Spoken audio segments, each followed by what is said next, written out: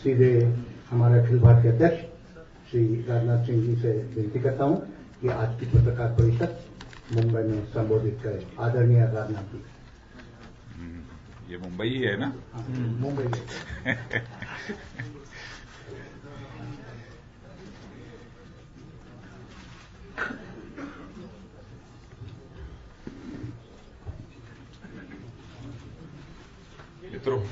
मित्रों कुछ विलंब हुआ है, 1 घंटे का मैं क्षमा चाहता हूं।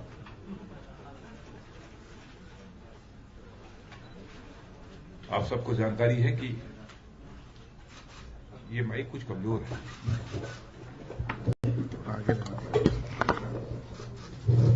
ये ज्यादा अतुल जी की माइक बराबर ठीक है।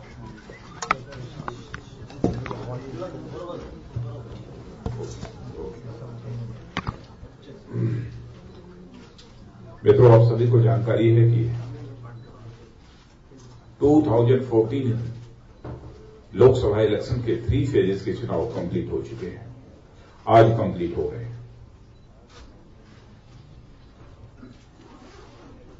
जो अब तक जानकारी प्राप्त हुई है, मैं विश्वास के साथ कह सकता हूं, BJP led NDA clear majority की ओर बढ़ रहा है।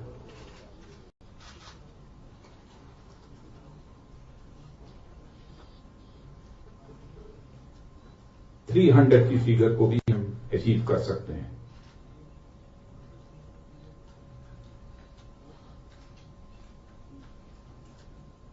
सारे देश में एक माहौल है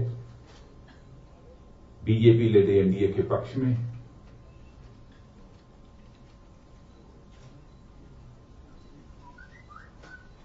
हम लोगों के प्राइम मिनिस्टर कैंडिडेट नरेंद्र भाई मोदी की लोकप्रियता समाज के सभी वर्गों में देखने को मिल रही है। Across the caste, creed and sect and the religion.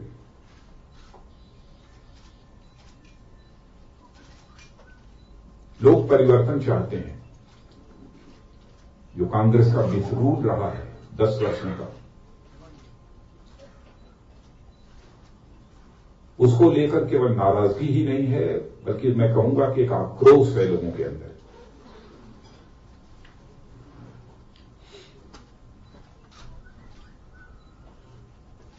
परिणाम स्वरूप कांग्रेस पूरी तरह से डिस्परेट हो चुकी है।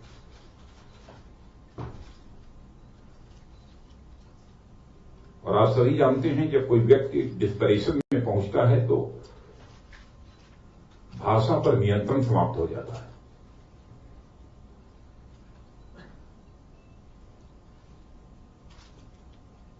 इसीलिए कभी भारतीय जनता पार्टी को जहरीली पार्टी कहना, कभी चोर कहना,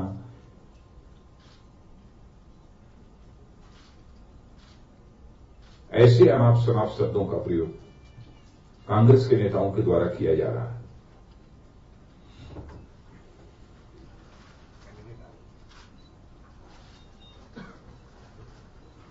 कांग्रेस के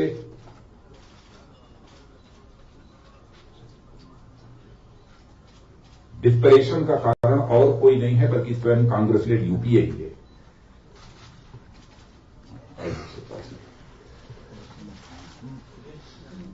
क्योंकि कांग्रेस लेड यूपीए गवर्नमेंट हर फ्रंट पर पूरी तरह से फेल हो रही है।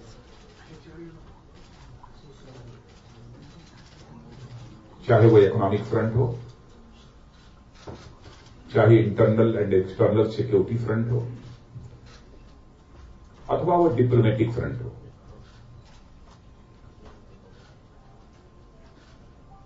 डिटेल में नहीं जाना चाहता हूं कि इकोनॉमिक फ्रंट पर इसका फेल्योर कैसे है। Fiscal deficit, current account deficit के बारे में आप सबको जानकारी है कि सरकार के नियंत्रण के बाहर हो चुकी है।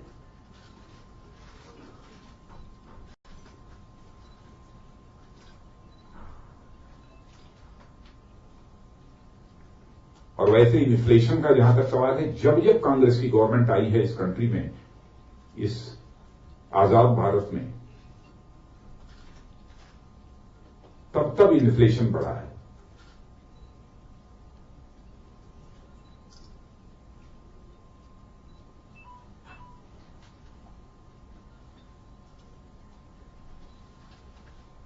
इन्वेस्टमेंट का इन्वायरमेंट तो पूरी तरह से समाप्त हो चुका है। मैं केवल फॉरेन इन्वेस्टमेंट की बात नहीं कर रहा हूं, बल्कि मैं डोमेस्टिक इन्वेस्टमेंट की भी बात कर रहा हूं।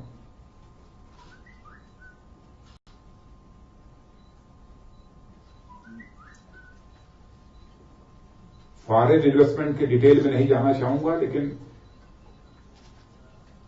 एक ही आंकड़ा आपको देना चाहूंगा।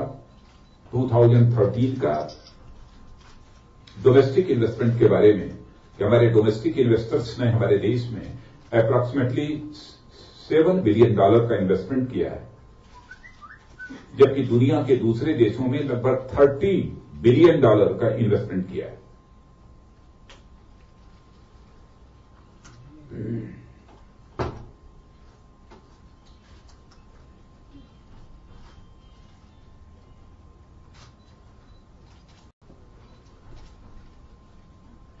सब मिला जुलाकर कहना हो तो मैं कह सकता हूं कि इस कंट्री की इकोनॉमी को पूरी तरह से कांग्रेस लेड यूपीए गवर्नमेंट ने डिरेल्ड कर दिया है।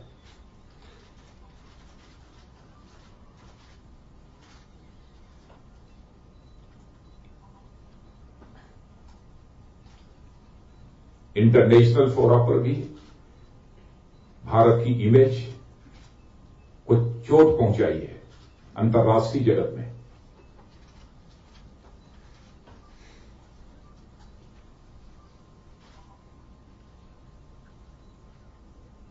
'98 से लेकर 2004 तक अटल बिहारी वाजपेयी जी की एनडीए गवर्नमेंट थी। इंटरनेशनल परसेप्शन भारत के बारे में जैसा बना हुआ था, उसी का परिणाम था कि यूएस के प्रेसिडेंट मिस्टर बराक ओबामा ने कहा था, India is not emerging but India has emerged.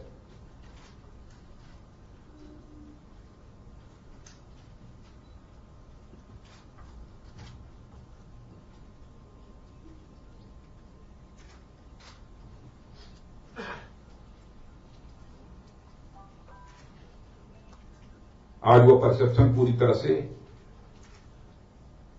बदल गया है।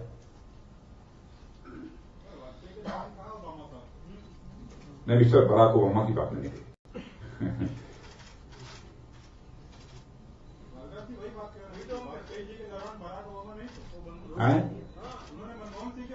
नो सर, परसेप्शन उसी समय क्यों बना था मैं बता दूं आपको। उस समय की इकोनॉमी का वो परसेप्शन नहीं था, क्षमा कीजिए, उस समय की इकोनॉमी का परसेप्शन नहीं था। जो मोमेंटम गेन किया था इकोनॉमी ने 98 से लेकर 2004 तक, वह मोमेंटम 2007-8 तक चलता रहा, 9 तक। उसके बाद डिटोरिएशन बड़ी तेजी से प्रारंभ हुआ। परसेप्शन की बात मैं कर रहा हूं।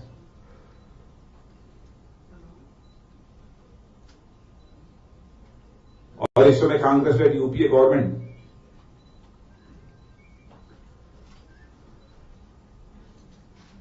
बीजेपी के चुनाव खर्चों की ऑडिटिंग कर रही है।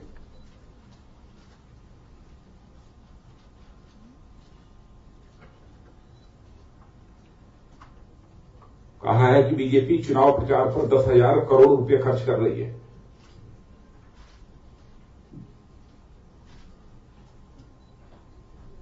ये कैसे उन्होंने ऑडिट कर दी, यह बात हमारी समझ के परे है, क्योंकि हमने किसी भी कांग्रेस के मित्र को भी बीजेपी का ऑडिटर नियुक्त नहीं किया है। मैं प्रेसिडेंट हूं, मैं जानता हूं।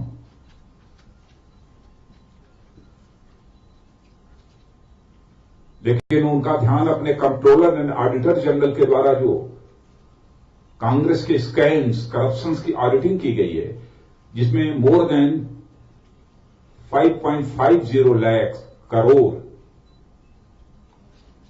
का जो स्कैम है, उसकी ओर ध्यान नहीं जा रहा।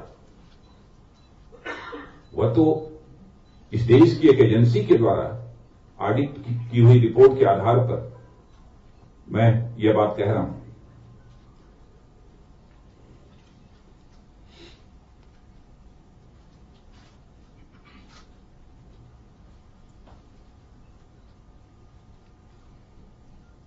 Farmer media adviser, press adviser mister Baru ने, संजय बरुआ ने जो कुछ भी पुस्तक में अपनी बात कही है, the accidental prime minister, sorry Sanjay बारू, एक्सीडेंटल, सॉरी,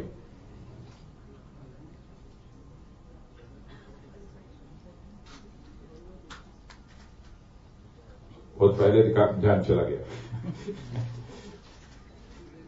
कौन सेक्रेटरी वो का पारक उसमें उन्होंने कहा है कि प्राइम मिनिस्टर तो डॉक्टर मनमोहन सिंह जी थे, लेकिन कोई पावर उनके पास नहीं था। पूरी तरह से क्लैरिफाई किया था कि कांग्रेस के अध्यक्ष ने पूरे 10 वर्षों तक पावर विदाउट रेस्पॉन्सिबिलिटी एंजॉय किया है।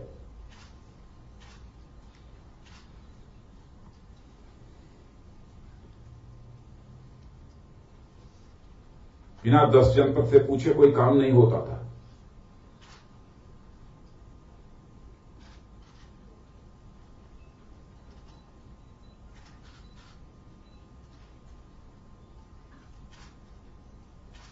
सरकार चलाने के लिए वोट मांगने वाली राजनीतिक पार्टियों से मैं कहना चाहता हूं, शासन कभी परिक्रमा से नहीं चलता है, शासन बराबर पराक्रम से चलता है। और कांग्रेस लेड यूपीए गवर्नमेंट का एडमिनिस्ट्रेशन ये परिक्रमा से चला है। इसीलिए देश की बहुत बड़ी क्षति हुई है।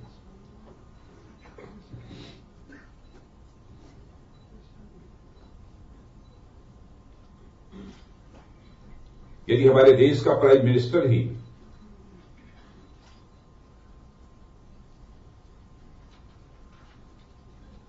बिल्कुल पावरलेस हो जाए, पावरलेस उसे कर दिया गया, तो जिन लोगों ने भी उसे बिल्कुल अधिकार विहीन, अथॉरिटीलेस बना दिया, उन्होंने केवल प्राइम मिनिस्टर की क्षति नहीं की है, इस देश की बहुत बड़ी क्षति की है।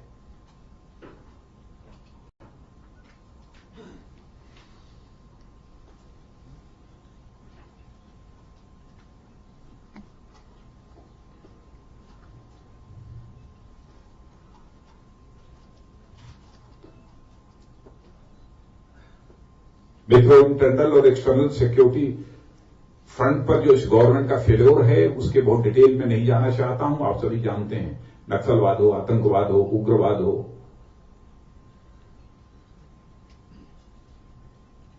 एथनिक वार से, यह सब सारे जो चल रहे हैं तो चल रहे हैं, लेकिन इसके अतिरिक्त एक्सटर्नल फ्रंट पर भी सिक्योरिटी की क्राइसिस है। हमारे प्राइम मिनिस्टर चाइना जाते हैं बीजिंग, और वहां पर बॉर्डर से रिलेटेड एक एग्रीमेंट करके चले आते हैं कि चीन की सेना यदि भारत की सीमा में प्रवेश करेगी, उन्हें हमारी सेना खदेड़ेगी नहीं, बल्कि विनम्रतापूर्वक आग्रह करेगी कि वापस जाएं। ऐसे एग्रीमेंट करने के पहले पार्लियामेंट की उन्हें सैंक्शन लेनी चाहिए थी, पार्लियामेंट को जानकारी तक नहीं थी।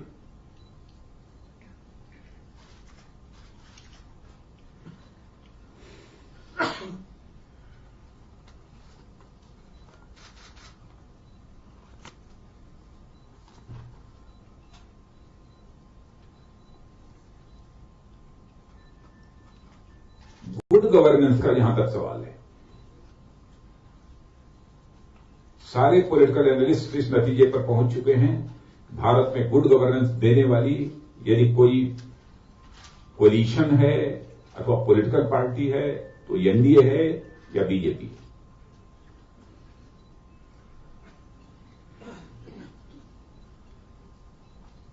और इस नतीजे पर सहज रूप से कोई व्यक्ति पहुंच सकता है कि यदि कांग्रेस लेड यूपीए गवर्नमेंट और बीजेपी लेड एनडीए गवर्नमेंट के परफॉर्मेंस का कंपैरिजन करेगा।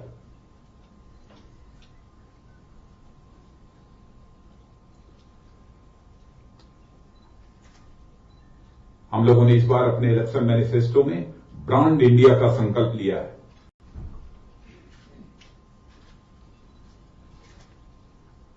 और उसका आधार होगा talent, tradition, tourism, trade and technology.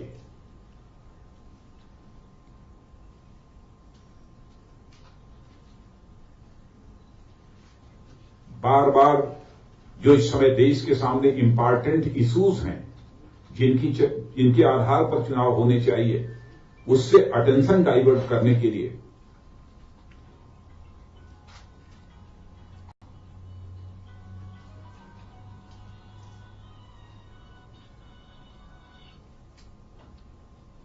इस समय कांग्रेस और so called secular political parties के द्वारा डिविसिव रोल प्ले किया जा रहा है, विभाजनकारी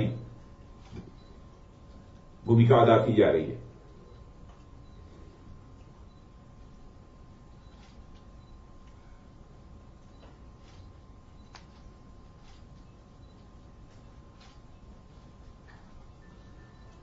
सचमुच हम इंडिया को ब्रांड इंडिया बनाना चाहते हैं तो समाज के सभी वर्गों को साथ लेकर, सभी धर्मावलंबियों को साथ लेकर ही भारत को एक सशक्त भारत बनाया जा सकता है, स्वावलंबी भारत बनाया जा सकता है।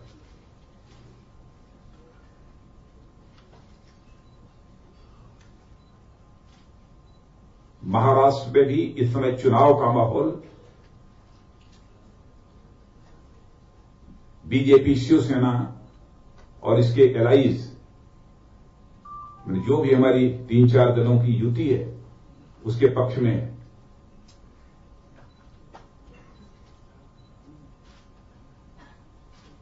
माहौल देखने से ऐसा ही लगता है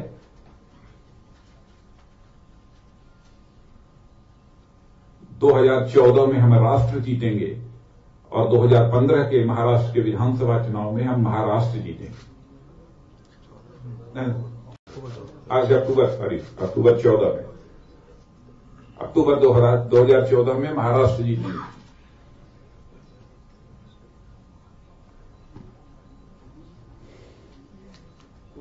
बस मित्रों, बहुत बहुत धन्यवाद। अब आप लोग प्रश्न पूछ सकते हैं, एक एक करके। जी जी, नहीं, वहां रिमोट है ही नहीं। रिमोट तो इस समय संजय बारू ने बता दिया कि वो तो कांग्रेस के पास है, चलेगा कैसे वहां। राजनाथ जी, आपने कहा कि कांग्रेस ने आरोप लगाया कि आप 10,000 करोड़ खर्चा कर रहे हैं। आप पार्टी प्रेसिडेंट है, आपको पता है कितना खर्च हो रहा है, तो कितना खर्चा किया है अब तक? अंत में आपको बतला देंगे कितना खर्च होगा। मैंने चार्टर्ड अकाउंटेंसी की वो परीक्षा नहीं पास की है, चार्टर्ड अकाउंटेंट तय करूंगा और उसकी जानकारी मित्रों मैं आपको दूंगा। राजनाथ जी, पीसी चिदम्बरम ने आज आरोप लगाया है जी कि Narendra Modi encounter chief minister है। अच्छा, वैसे सर्वाधिक इनकाउंटर यदि हुए हैं तो कांग्रेस के रिजीम में हुए। सर्वाधिक दंगे, सर्वाधिक कम्युनल राइट्स यदि भी हुए हैं तो कांग्रेस के रिजीम में हुए। उसी गुजरात में 2002 के पहले मिस्टर देसाई जो कांग्रेस के चीफ मिनिस्टर हुआ करते थे, लोगों की जानें गई हैं, मंदिर, मस्जिद, मजार सब सारे तोड़े गए हैं। असम का उदाहरण देना चाहता हूं, मिस्टर सैकिया कांग्रेस के ही चीफ मिनिस्टर थे, 24 घंटे के अंदर 5,000 लोगों की जानें गई थी। यह देश कभी भूल नहीं सकता है 1984 में क्या हुआ है। हजारों लोगों की जानें गई हैं। डिविसिव पॉलिटिक्स करने वाली इस देश की कोई पॉलिटिकल पार्टी है तो वह कांग्रेस है। The most communal political party इस कंट्री की कोई है तो कांग्रेस है। और डिविसिव पॉलिटिक्स करने का आरोप भारतीय जनता पार्टी पर लगाते हैं। कांग्रेस ने ही इस देश का डिवीजन किया है पहले, रिलीजन के बेसिस पर।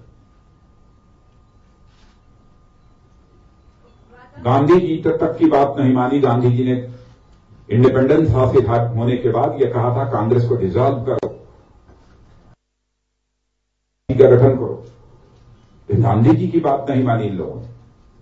लेकिन आज के माहौल के आधार पर मैं कह सकता हूं, जनता ने गांधी जी की मुराद को पूरा करने का फैसला कर लिया है। अब वो भारत को कांग्रेस मुक्त भारत बनाकर ही देश की जनता चैन लेगी।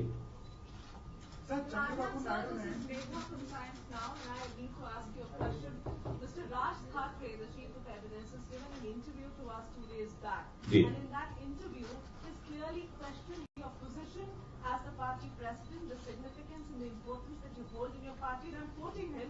He said, "Kaun hai ye Rajnath Singh?" जी जी. These are the exact. How would you, as the party, Narendra Modi, and not for the BJP? जी जी. पार्टी के नहीं.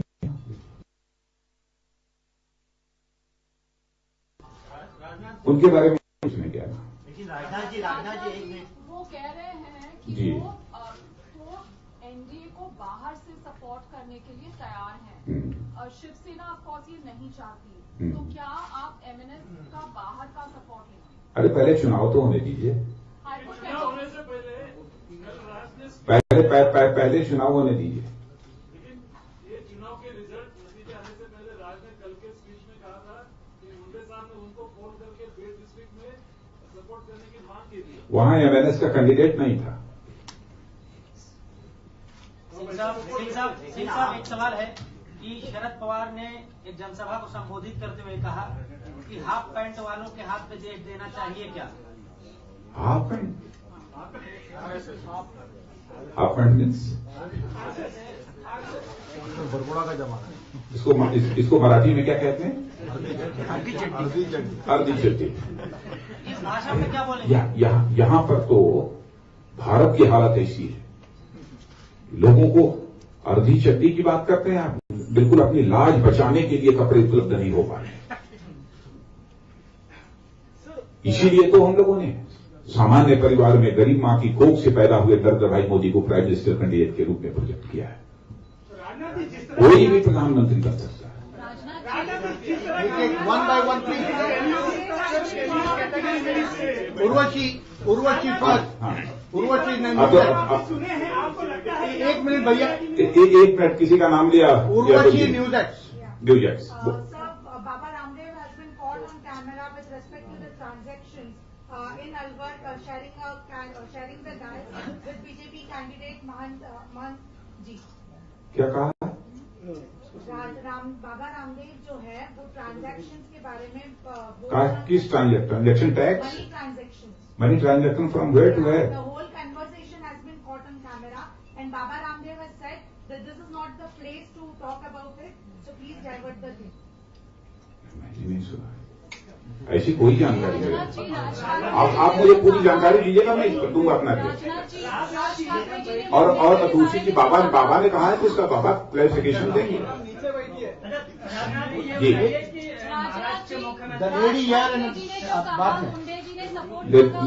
Lady first. अब राज ठाकरे ने जो कहा कि मुंडे जी ने फोन करके सपोर्ट मांगा एमएनएस का, उस पर पार्टी की क्या भूमिका है? पार्टी का वहां एमएनएस का कैंडिडेट ही नहीं था. भूमिका क्या है? आपने कहा लेना चाह रहे हैं और डर रहे हैं कि अगर मनसे के साथ खुल के आएंगे तो उत्तर प्रदेश और बिहार में आपके पड़ जाएंगे. नहीं, अभी ये चैप्टर क्लोज हो चुका है. हमारे यहाँ के प्रेसिडेंट देवेंद्र फडणवीस और यहाँ आशीष सलार, इन सब सारे लोगों की बातचीत हो चुकी है. One by one please. क्या आपने कहा था? नहीं, वो क्या आपकी पार्टी कह रही थी कि एमएनएस का सपोर्ट हमें नहीं चाहिए, वी डोंट रिक्वायर. उसके बाद आपके पार्टी का कैंडिडेट फोन करके अगर मांगता है सपोर्ट, तो आपकी पार्टी की भूमिका क्या है? नहीं, तो वहाँ कैंडिडेट नहीं था ना. आपने कहा था ना कैंडिडेट नहीं. पॉलिसी क्या हुई? पॉलिसी पॉलिसी क्या फैसला हुआ है? राज ठाकरे का सपोर्ट चाहिए, पहले गडकरी ले जाते हैं. नहीं, ये हमारा ऐलान शिवसेना के साथ है. बीजेपी शिवसेना के साथ हमारा अलायंस है और रहेगा. राजनाथ जी सवाल माइंड कर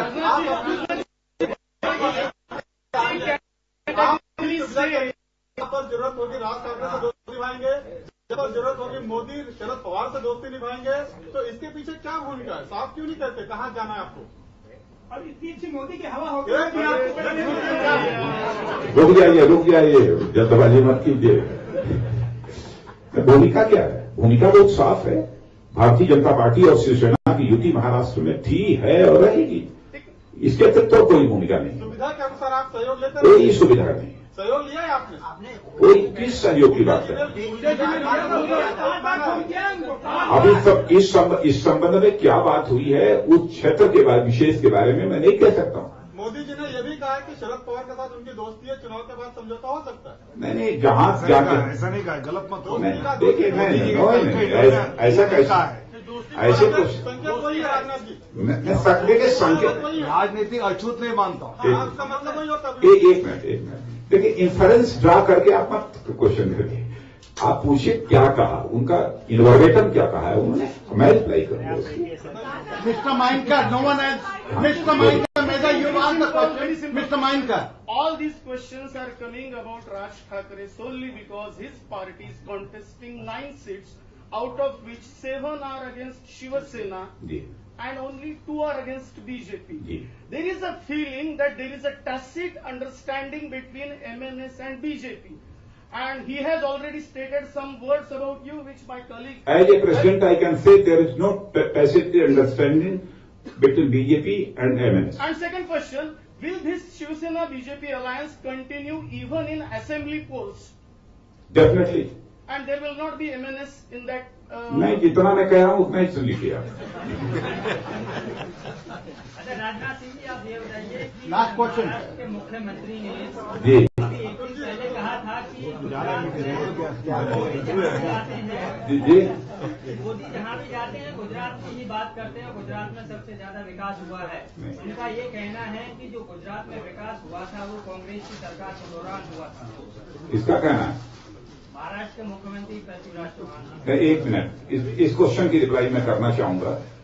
देखिए, वहां पर 2002 के पहले भी बीजेपी की गवर्नमेंट थी और मैं आपको याद दिलाना चाहता हूं 2008 में राजीव गांधी फाउंडेशन, जिसकी चेयरमैन सोनिया जी हैं, उस राजीव गांधी फाउंडेशन ने अपने रिपोर्ट में गुजरात के डेवलपमेंट की प्रशंसा की है।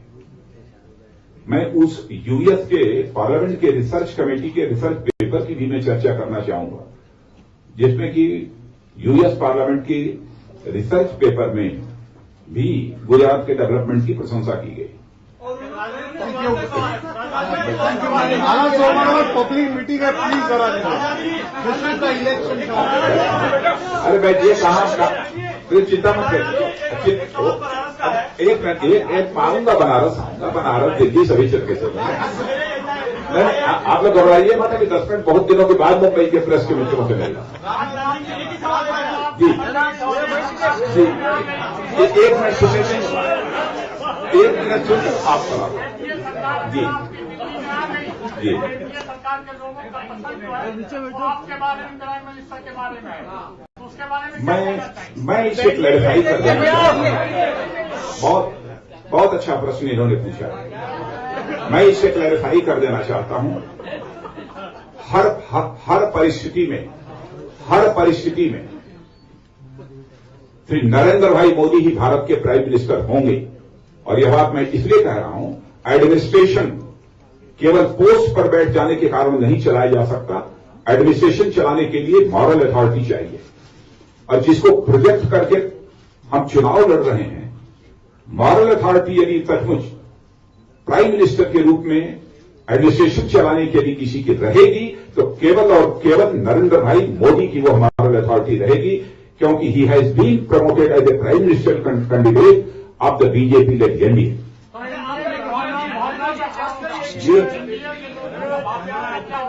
एनडीए के जो लोग होंगे उनकी भावनाओं के बारे में क्या आप पर असर होगा? नहीं, भारतीय जनता पार्टी की भावनाओं से किसी को कोई इतराज नहीं है, क्योंकि Bharatiya Janata party divisive politics करने वाली पॉलिटिकल पार्टी नहीं है, बल्कि इंक्लूसिव पॉलिटिक्स करने वाली यह पॉलिटिकल पार्टी। एक उदाहरण कोई बता दे कि Bharatiya Janata party divisive politics करने वाली कोई political party. Sanjay Jog, Financial Express. Sanjay ji, gentleman, I have called Sanjay Jog. Gentlemen, Your alliance with the TDP is in danger. जी Your alliance with the TDP is in danger. Chandrababu Naidu has demanded certain things. That you remove certain MLAs and you remove the daughter of Purandeshwari. So what do you want to say? Can you salvage it or it will go? देखिए, जो हमारे allies हैं उनके साथ यदि कहीं पर कोई किसी भी ऐसे इशू को लेकर डिफरेंस ऑफ ओपिनियन यदि होती है तो हम लोग बिल बैठकर उसको सॉर्ट आउट कर लेते हैं। और यही कारण है हमारा जो यह रोल रहता है एलाइज के साथ, इतना हम्बल रोल, उसी का परिणाम यह है कि इंडिपेंडेंट इंडिया में अब तक किसी पॉलिटिकल पार्टी के साथ, जब अटल जी थे तो 24 एलाइज थे। आज बीजेपी के साथ जब हमने नरेंद्र भाई मोदी को प्राइम मिनिस्टर कैंडिडेट के रूप में प्रोजेक्ट किया है तो 25 एलाइज है। Sanjay Jog. No one else. Sanjay Jog. Gentlemen, I've told Sanjay Jog, please.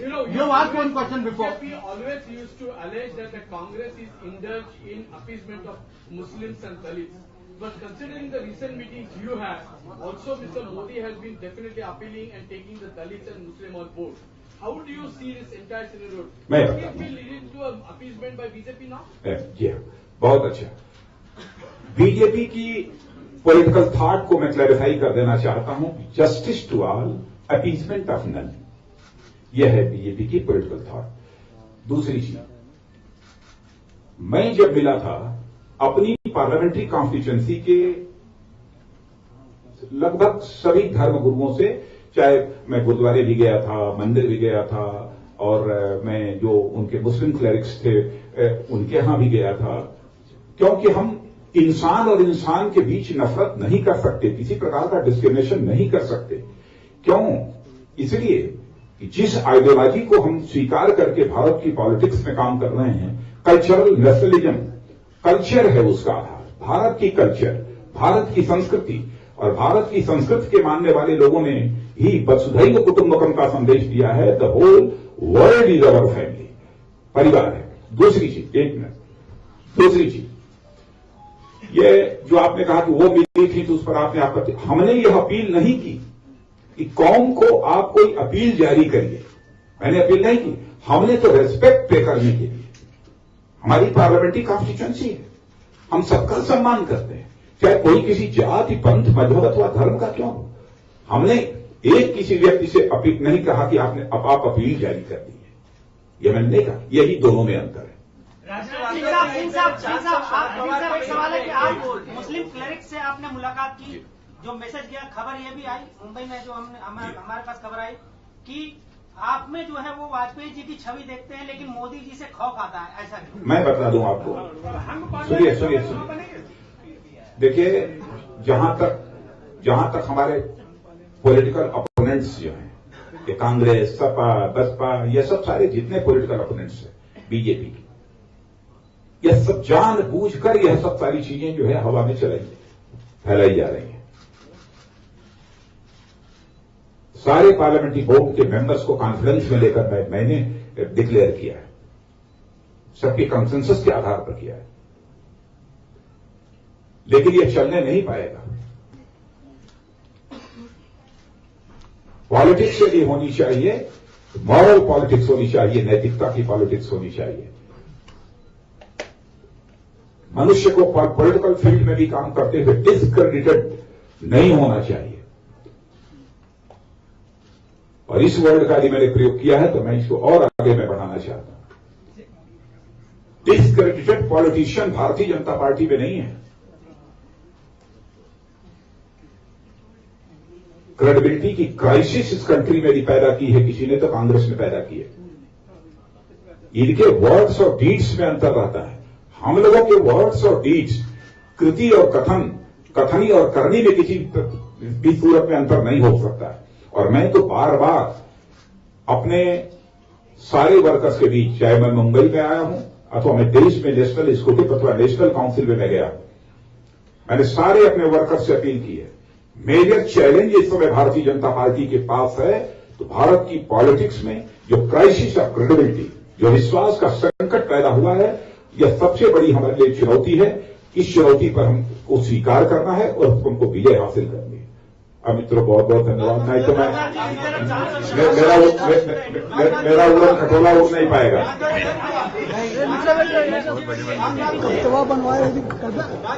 Thank you very much.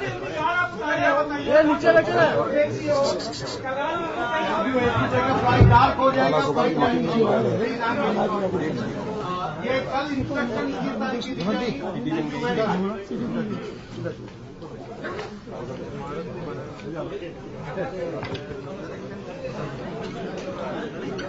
Sir